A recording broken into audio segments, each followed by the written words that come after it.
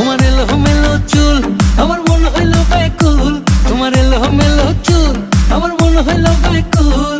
যদি তোমার সম্মতি পাইতাম আমি তোমার বাড়ি ঘটক পাঠাইতাম, আমি তোমারে বউ বানাইতাম।